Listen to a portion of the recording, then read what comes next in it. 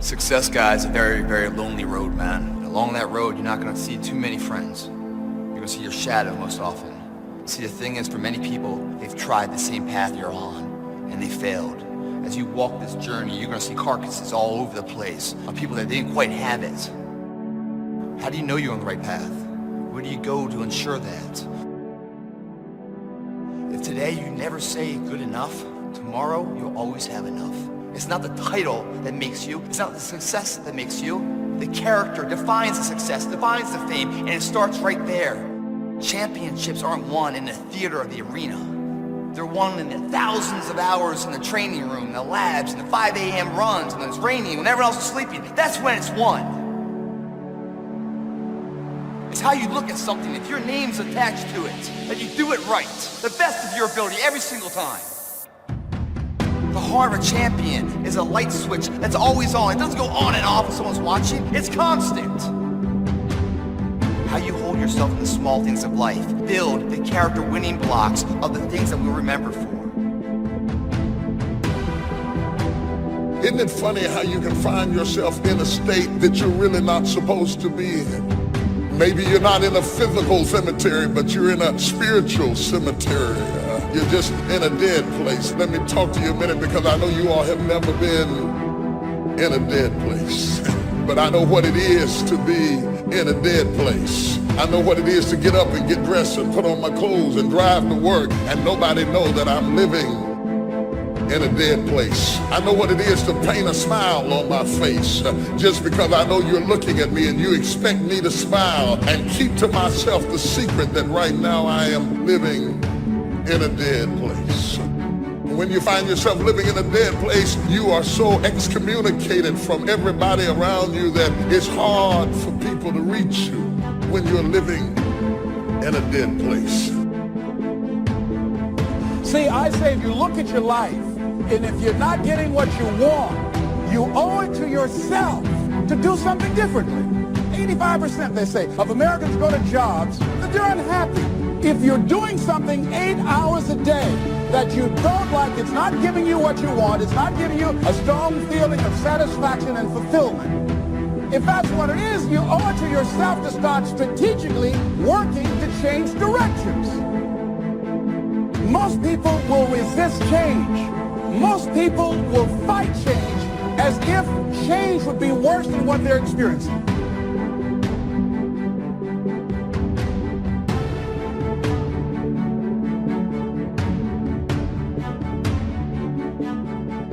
I'm wondering if there's any brothers in here who have broken restraints, gone over the limit. People told you this is as far as you're supposed to go, but you find yourself going beyond the limit. People who love you try to tell you you're going too far, but you won't listen because you're a grown man. You can do what you want to do whenever you want to do it and go wherever you want to go. Have you ever seen independence get somebody in trouble? Too much freedom can be a dangerous thing. It's a good thing to have some discipline in your life, to set some boundaries and say, I don't go past this point. Taking responsibility for whatever happens to you. Knowing that you have consciously made the decisions that are now affecting you. Knowing that what is happening now, today, is the direct result of your activity, what you did yesterday.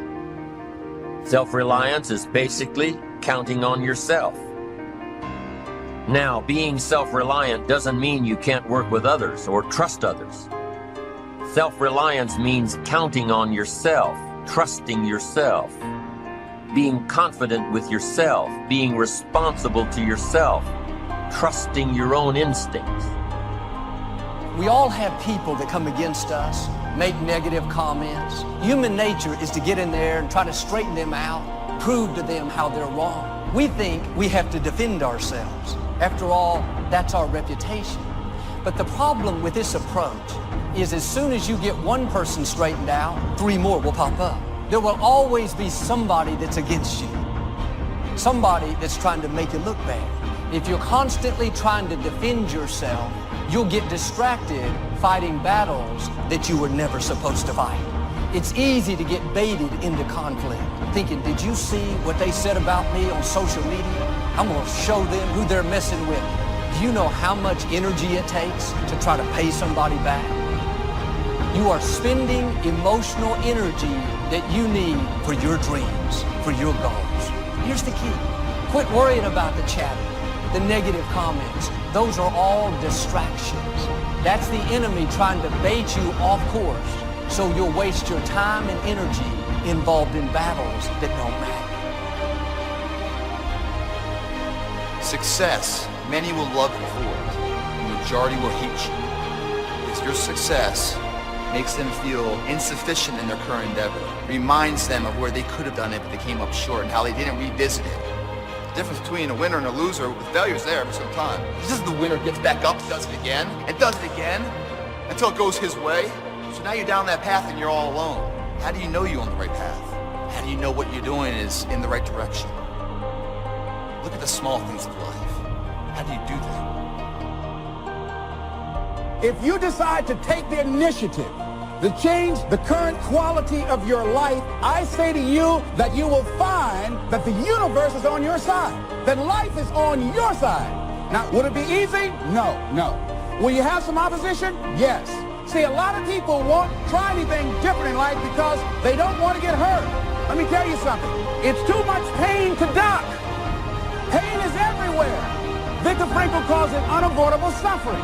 You can't duck it. But most people spend their life not wanting to deal with the pain of rejection, the pain of being disappointed, the pain of losing, the pain of failure, the pain of not being liked, the pain. That's called life. Life is full of pain. It's everywhere. But guess what? There's no gain without pain.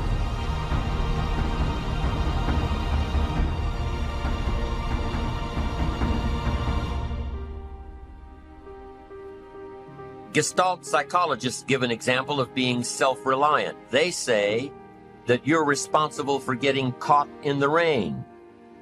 They say that by deciding not to carry an umbrella every day, you have made the decision to endure an occasional drenching.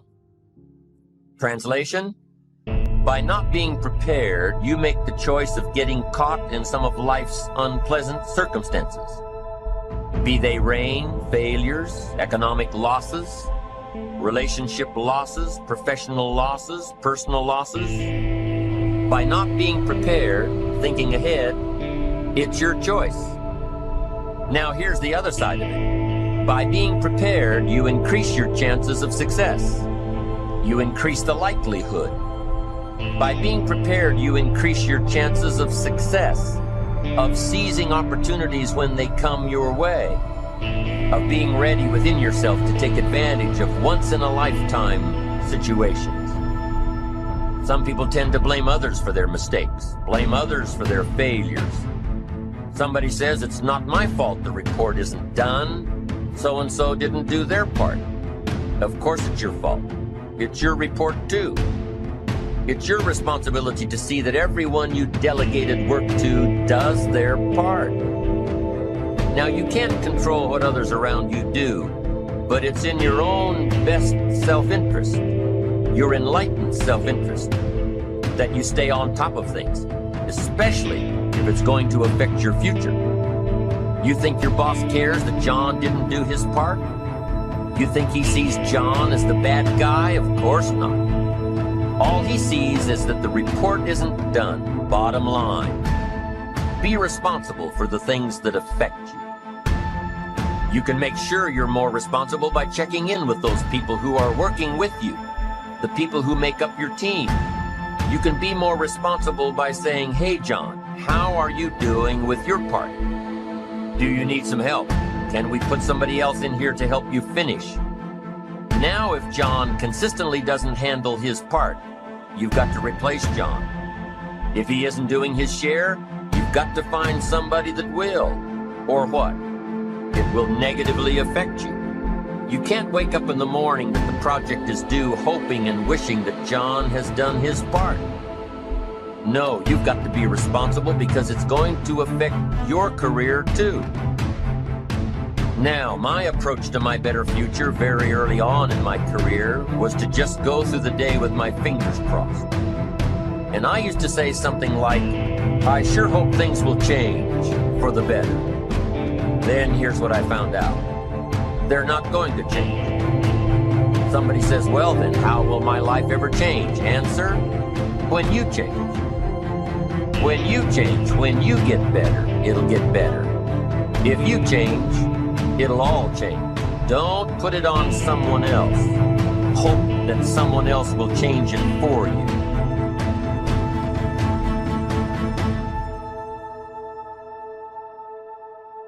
So many of us, we think that Friday is when life begins. We think Friday, when we stop working, is when we can be happy.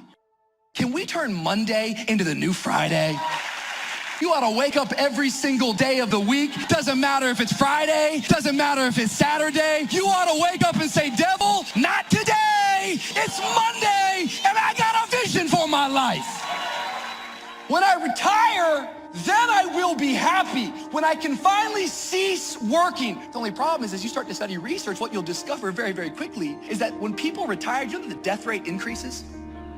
When people retire, depression increases. What if the thing you despise is keeping you alive? The first reason why people hold back in life is because they keep putting their life on the back burner.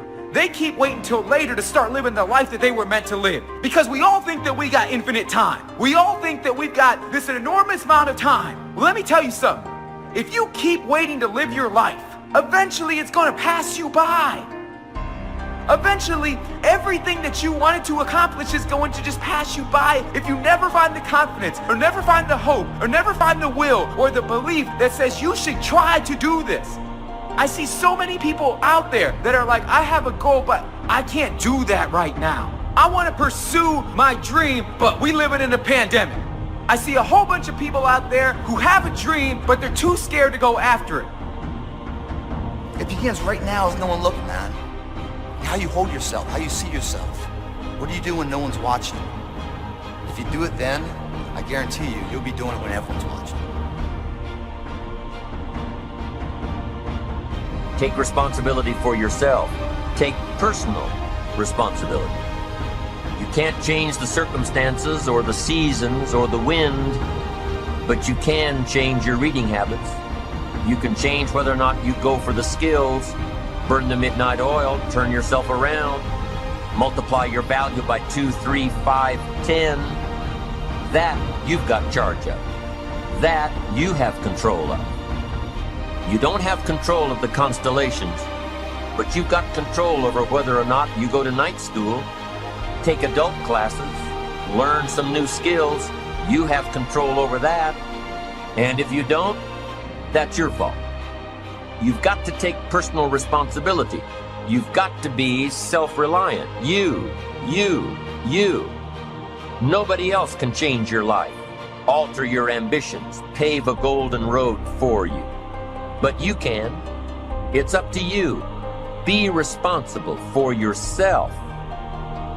Learn to reap the harvest without complaint. This is a sign of growing maturity.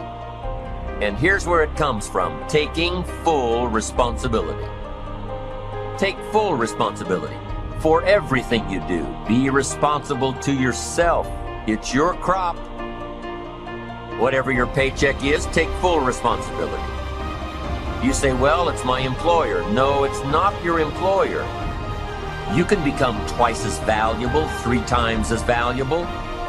Burn the midnight oil, learn some more skills, bring more value to the marketplace. I'm telling you, whatever your harvest is, take it without complaint. Take it without blaming others. Self-preparation leads to control over your life. We discussed this in the last session. Whenever you prepare correctly, taking all of the steps you're supposed to take, doing everything in your power to stay on track, whenever your preparations lead to success, achieving your goals, you reinforce the disciplines that got you there. Success leads to reinforcement of the proper disciplines. If what you're doing is working, keep doing it. If what you're doing isn't working, change it. When you are doing all that you can possibly do and are successful at reaching your expectations, keep doing it. Success is a reinforcement. Psychologists call this positive reinforcement.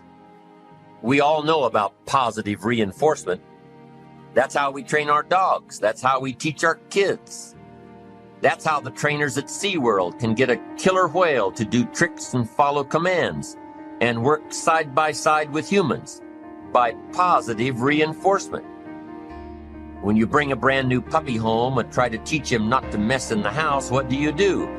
You reward him for going outside or scratching at the door. When you're trying to get your toddler out of the diaper stage, what do?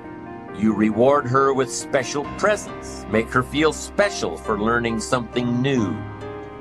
When you're trying to get your older kids to crack the books and study, what do?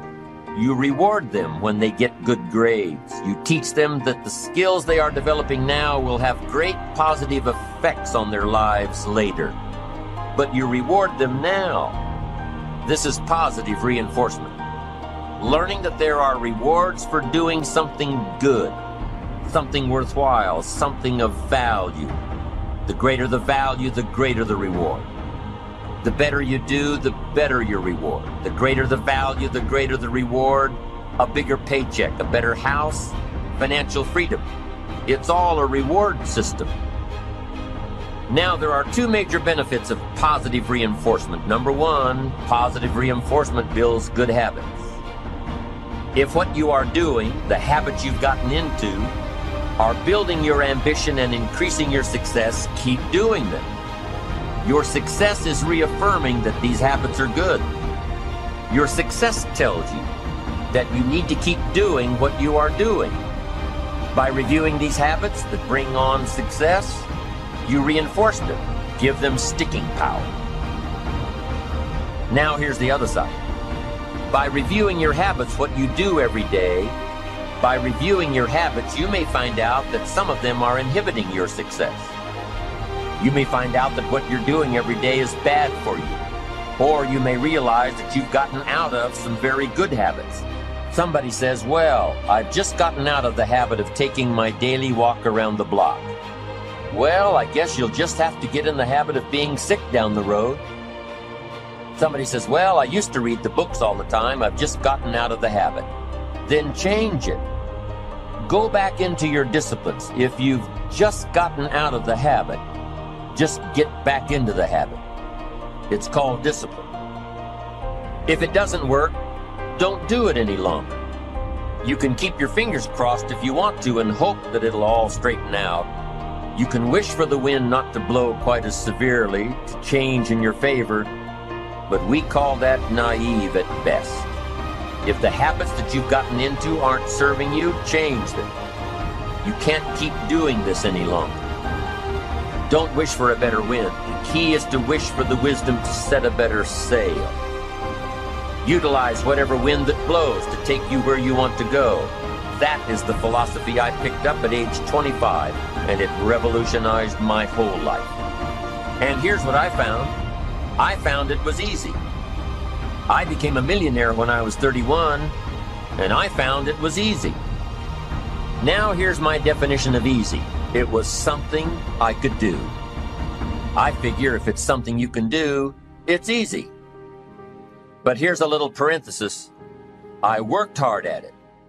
I made sure my disciplines were in line. I made sure my habits were good. I made sure I did all that I could. I found something that I could do, but I worked hard at it. I got up early, stayed up late, and worked hard from age 25 to 31. But what I did was easy, meaning it was something I could do. Well, you say, Mr. Rohn, if it was so easy, how come during those 6 years, all those other people around you didn't get rich? Here's why. It's easy not to. How else would you describe it? That's it. It's easy to keep doing the things that don't work. It's easy to keep bad habits. It's easy not to develop the disciplines. It's easy not to. So how come I got rich and they didn't? Here's a philosophical phrase. The things that are easy to do are also easy not to do.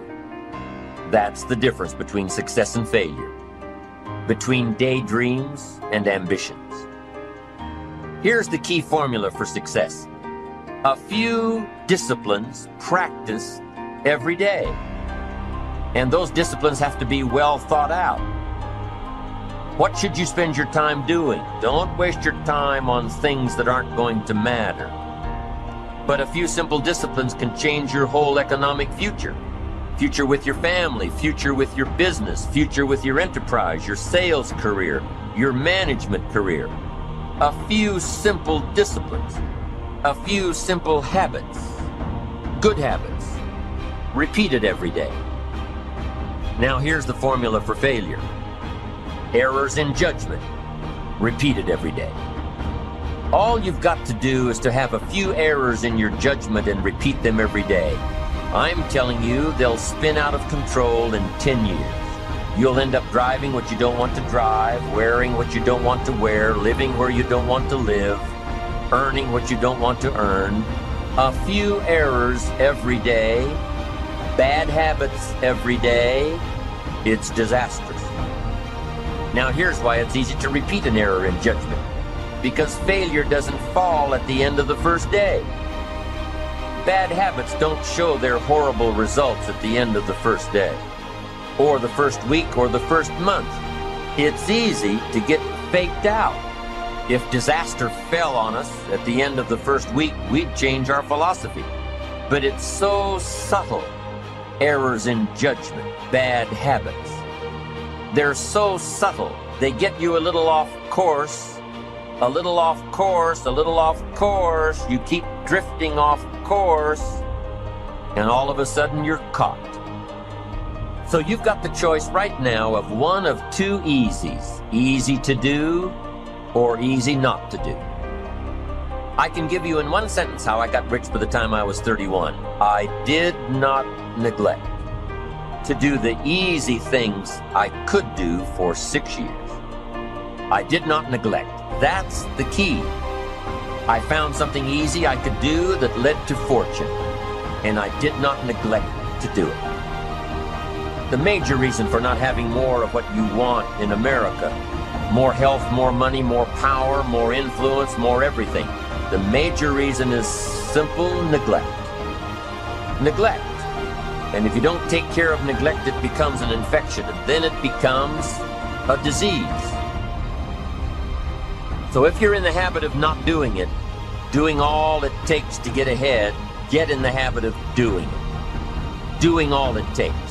That's the first benefit of positive reinforcement, building good habits. Now, the second benefit of positive reinforcement is that it creates the energy to fuel additional achievement. It gives you the drive to do more, to not only keep on doing what's right, but to do more of what's right. The disciplines that will help you grow and get ahead of it all. The knowledge that what you're doing is paying off creates more energy to keep going. How easy is it to get up in the morning when you know you're not doing all that it takes? It's not very easy at all. You can just lay there awake thinking, oh, what's a few more minutes in bed? It won't matter much anyway. Wrong. It does matter. It will matter. Now, how easy is it to get up in the morning when you're pouring it on, doing the best you can, anxious to get going, make progress toward your dreams? It's a whole different story. When you're resting to renew your reserves, it's much different than resting to avoid your day. When you're psyched up and excited for your life, when you're excited for what you've planned to accomplish for the day, it's amazing. You'll wake up before the alarm clock even tries to startle you awake. Your successes fuel your ambition. Your successes give you extra energy. Your successes pave the way for more successes. It's the snowball effect. With one success, you're excited to meet another, and another, and another. And pretty soon, the disciplines that were so difficult in the beginning, the disciplines that got you going, are now part of your philosophy.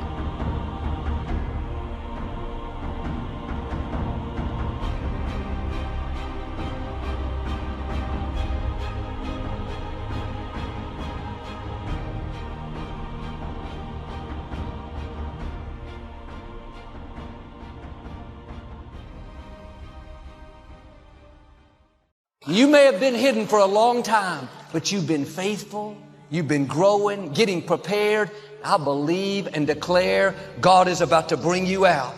He's about to cause you to be seen. People are going to notice you that have never noticed. Keep being faithful. Your appointed time is on the way. In Jesus' name. And if you receive it, can you say amen today? 95% of our decisions are made by how you feel in the moment. And that is the problem. Do you feel like getting up? No. Do you feel like making that cold call? No, you don't. Do you feel like doing that third set of reps? No, you don't. We make decisions based on our feelings, and that is robbing you of joy and opportunity. I will my way to the top. Some of you got that same fight in you, but you fight people. You're still cussing folk out. You're still laying hands on people. That's the easy fight. Now fight your bad habits. Fight your addictions now. Fight your laziness. Fight your procrastination. Take that energy now and fight to get a degree. Fight to start a company. Fight. Most of y'all where y'all are because you never take ownership. It's always somebody else's problem. It's always somebody else's fault why you didn't do what you were supposed to do. It's not their fault. Take ownership. Take the parts that belong to you. Why? Because I'm the one that's messing up opportunities. I'm the one that keeps repeating my past. And you need to free yourself up and start doing something new.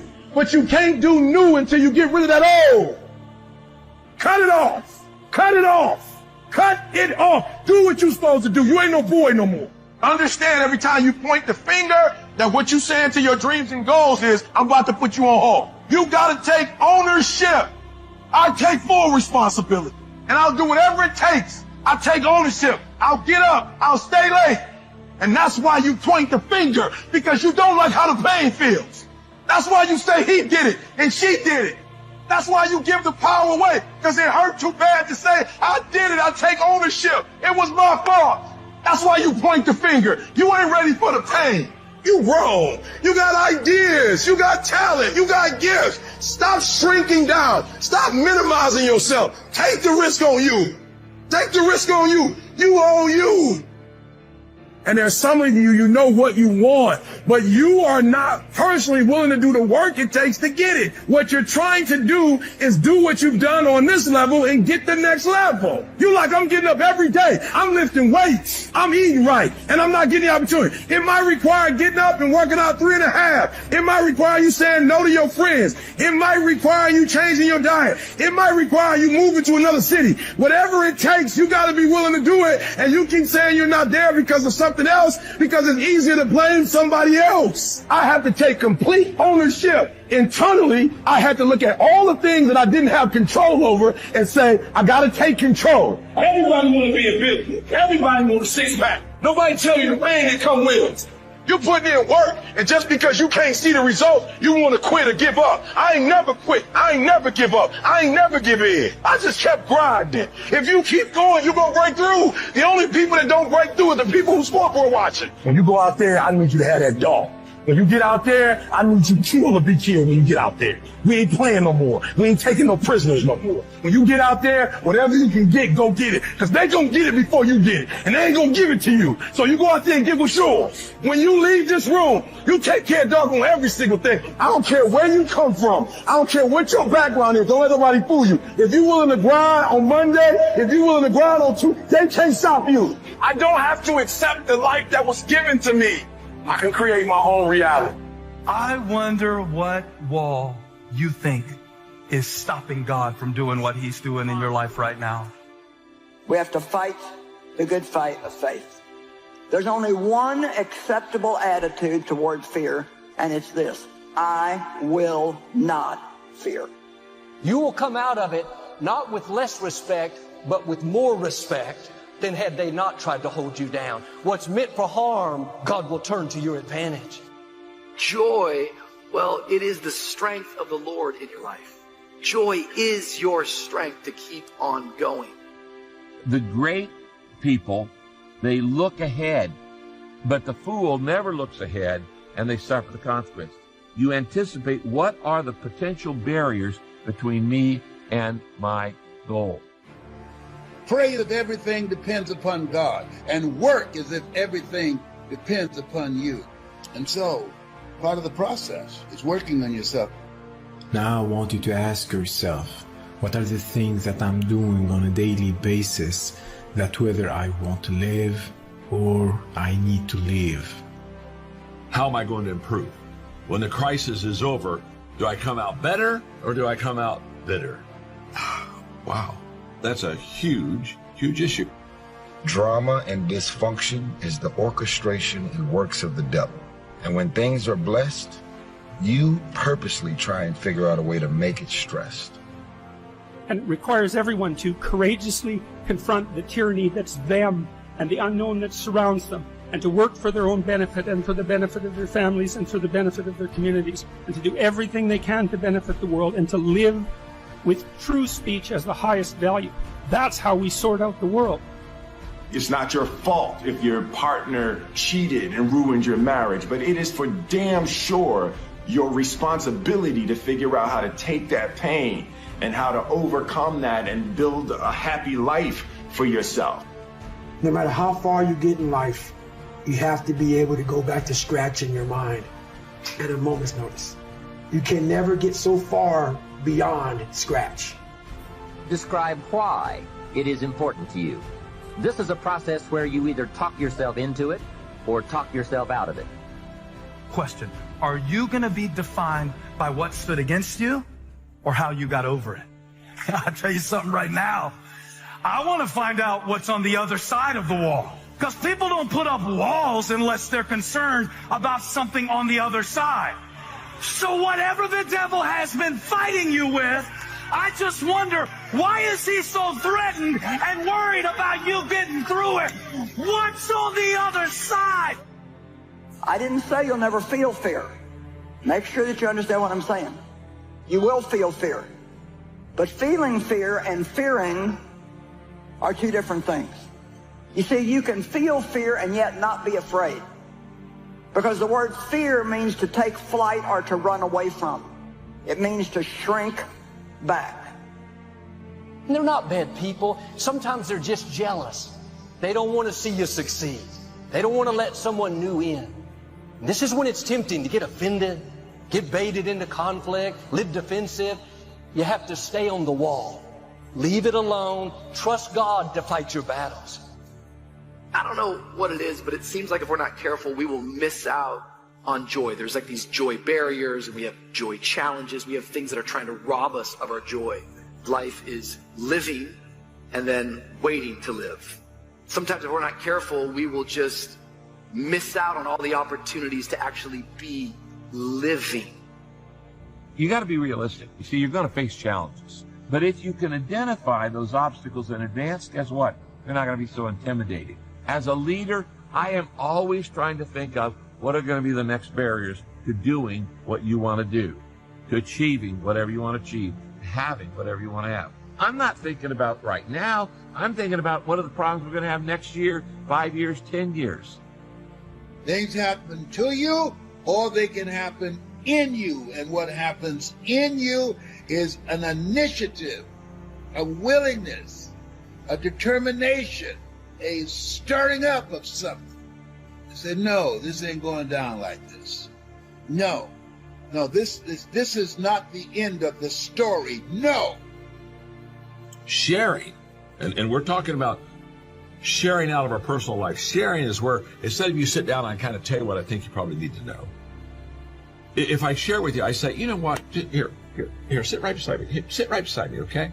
And I want you to sit beside me because I want you to experience what I experience. I want you to feel what I feel. I want you to see what I see. I want you to watch me as we're in this crisis. Us being our own mountain. It's like, man, the peaks and valleys, we got a lot of challenges in lives and mountains to climb. I suffer from it sometimes. We all suffer from it. But are you your own mountain? Harriet Tubman said, I was able to free over 1,000 slaves. I would have freed even more slaves if they would have known that they were slaves. We have goals on a daily basis and a weekly basis and a monthly basis, and personal goals and familial goals and social goals, but all of that has to be nested in the broader world of value. Let's say all of that has to be nested within something like, well, what is the ultimate goal? What is the final goal underneath which all of those more proximal goals are subsumed? Fault and responsibility do not go together. It sucks, but they don't. When something is somebody's fault, we want them to suffer. We want them punished. We want them to pay. And we want it to be their responsibility to fix it. But that's not how it works, especially when it's your heart. Your heart, your life, your happiness is your responsibility and your responsibility alone. When you accomplish something in life, if you want to go back to scratch and go back to that $7 a month place where I once lived and visit that place for a long period of time, if you were here, when you went back to scratch, you would now be here. Scratch is what makes you better.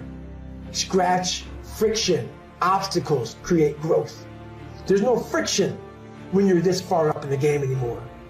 You think there is. That's right. When you achieve so much, the friction is minor. When you're unclear as to why something is important, usually you put only half-hearted effort into it. What you want is a powerful motivator, but the reason why you want it is an even more powerful motivator. It has greater pull. You may find that some of your goals you thought at first glance were important are not important after all. Tell somebody I got something to give. No, I'm not just surviving for me. I've got something special. I've got something to give. It will be the fruit of what I've been through that will preserve my purpose. Sit next to a fruitful vine.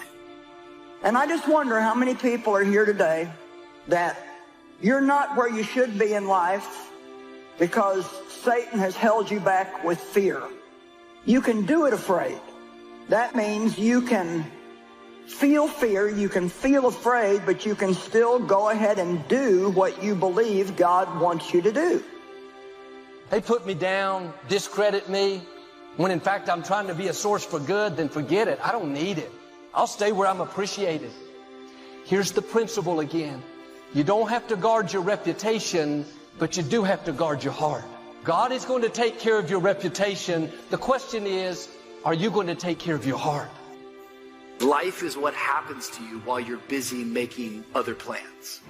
What he's suggesting is that many of us, we're kind of all waiting to live. It's what Ortberg talks about, that where we get caught in this moment. Like maybe some of you, you're going on vacation this summer and it's like you're kind of just miserable until you get to vacation. Some of us, like we live our whole life just waiting for Friday, and it's like Friday, now I can have joy. Try to think through what could hold us back. What are the unintended consequences of what we're doing right now? What I'm talking about is just being a wise woman or being a wise man. The wise man looks ahead, but the fool attempts to fool himself and won't face the facts. They won't face the facts. Ever met anybody like that? They're in total denial of reality. When I decided I was going to get another house for my mother, I had no clue in how I was going to do it. No clue. But in tradition, like my mother, I believed I could do it, and I did it.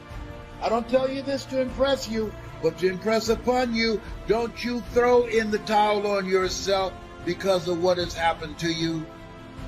Sharing basically is inclusive. It's not, I know something you don't know, I'm going to teach you, although mentoring has that, no question about it. It's kind of like, I'm going to let you on the inside. I'm going to let you see me. It's what I tell communicators all the time. And leaders, do you want fans or friends? If I want fans, I'm going to constantly make sure that my level of excellence is so far above yours that you just can applaud me, but you can say, wow, that man is amazing, but I can never achieve what he achieves. I believe that every man and every woman individually can create a better outcome for their life, situation, career, and circumstance if they stop self-sabotaging and going out of their way to fuck up their own situations. Most of us are also afraid of the unfamiliar. I've never done that before. I've never lived in that city before. There's something about free speech that's so central, but it's very useful to have it articulated and to know that this is bedrock, right? And it's not something arbitrary. It's not a mere game that we're only playing in the West. None of that. It's the most fundamental truth that the human race has ever discovered. And we lose it at our absolute peril. And it's not death, it's worse than that, the peril. because there are worse things than death. And the worst thing than death is hell. And we saw plenty of that in the 20th century. As long as we're pointing the finger and stuck in whose fault something is, we're jammed and trapped into victim mode. When you're in victim mode, you are stuck in suffering. The road to power is in taking responsibility. Your heart, your life, your happiness is your responsibility.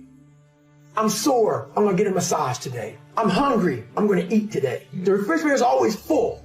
So your comforts are now, so your discomfort is now very minuscule to your discomfort back here in the $7 a month place.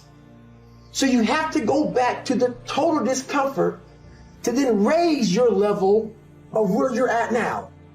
Do some reflecting, refining, and revising. The point is, right now, try to have approximately 4 one-year, 3-year, 5-year, and 10-year goals that you truly believe in, that inspire you, that you've sold yourself on. You know, we live in the days where everybody gets a trophy, everybody gets a ribbon, everybody, oh, I'm so sorry you didn't get what you wanted, you didn't get your seat, you didn't get your opportunity, you didn't get to serve where you want to serve, you didn't get the feedback you wanted, nobody told me it was good. And what made him a vine was what he climbed over. You ready? What he climbed over and what he brought forth. Fear not. And once again, that means to take flight or to run away from. I can't always do something about my feelings, but I can do something about what I do and what I don't do. Maybe I can't help it if I feel afraid, but I can make a choice to go forward anyway, no matter how I feel. I would hear the rumors. He's opportunistic. He's just in this for himself. He's trying to take advantage, questioning his motives, trying to discredit him. I knew him well. His heart was pure. He had great character, a person of integrity. You can have the best intentions, the purest motives, but there will always be people that try to cast doubt. I've seen that sometimes.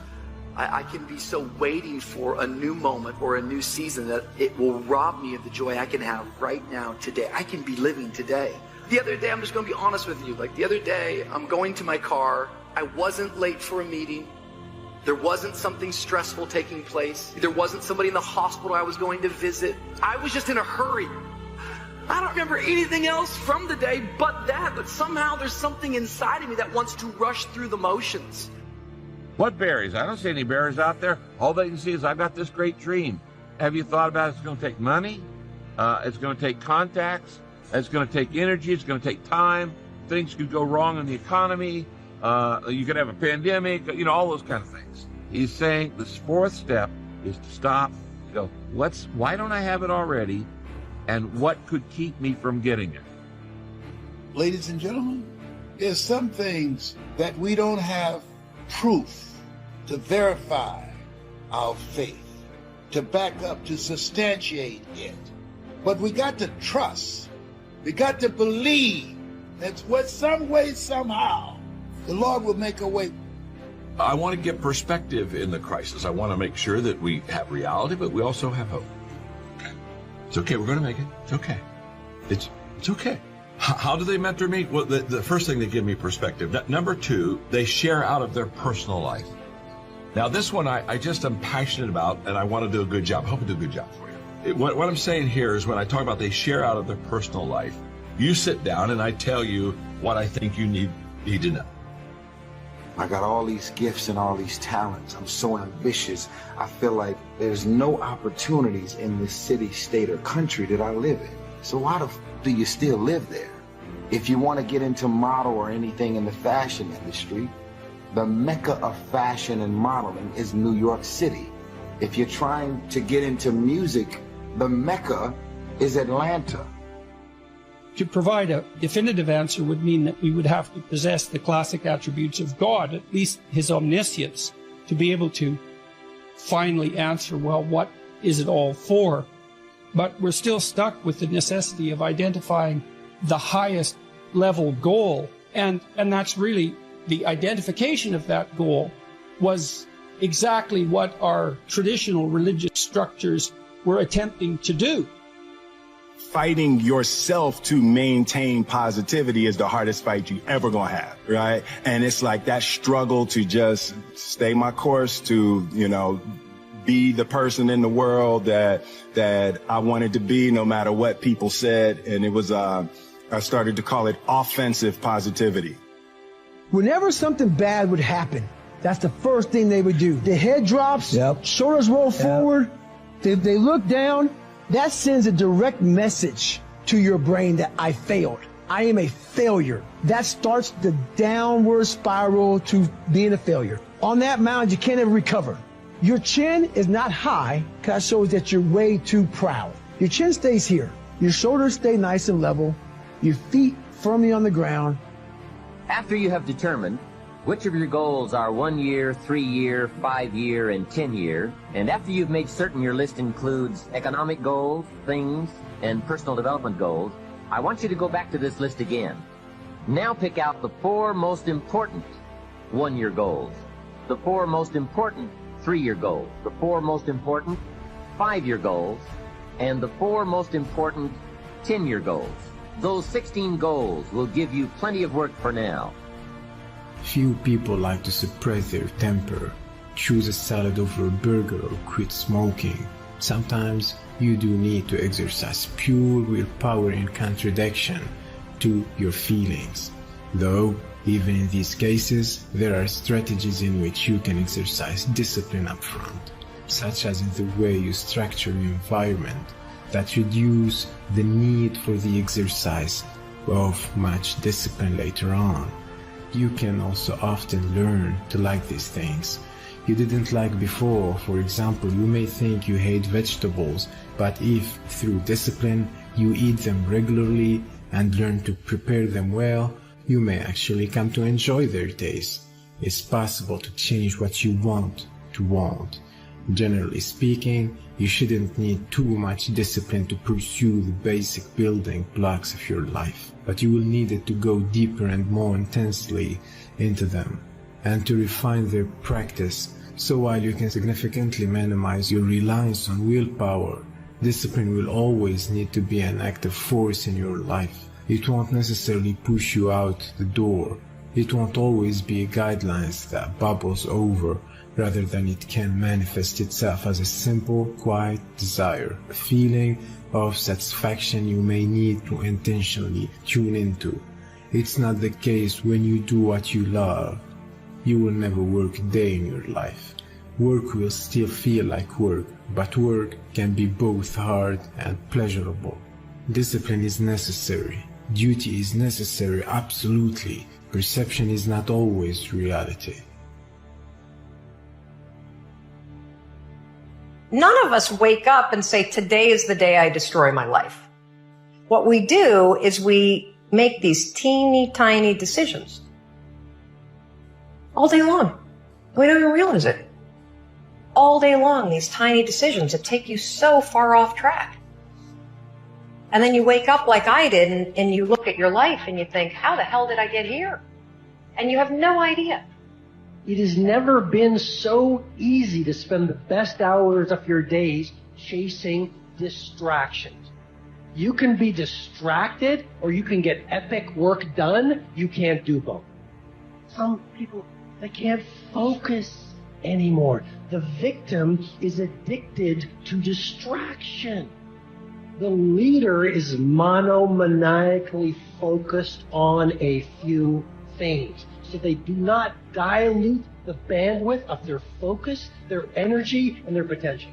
I'm suggesting to you, you don't build a wide life and you don't build a wide career, but you go really, really deep. You got to stay in your lane. You got to keep the main thing the main thing. You got to stay on your mission and not be distracted. You know what you have to do. You're paid to be where you need to be, and don't let anybody distract you from getting your job done. You're paid for what you do and for what you produce, and not for what you're distracted from doing. Divorce yourself from the herd. Get serious about this. This is your game. This is your life. And before you know it, you will be at the end. We all know that life goes by in a blink. Start process of breaking your addiction to distraction today. Think about where you spend your time. Is it being wasted or is it being utilized? Handle the stuff in front of you and find every area of your life that you're just like, gosh, I'm spending a lot of time doing this stupid stuff, and get rid of it. So you end up just wasting no energy on things that don't matter and focusing all your energy on things that matter. When you understand that you always have a choice to go from autopilot to decision maker, everything in your life, because you will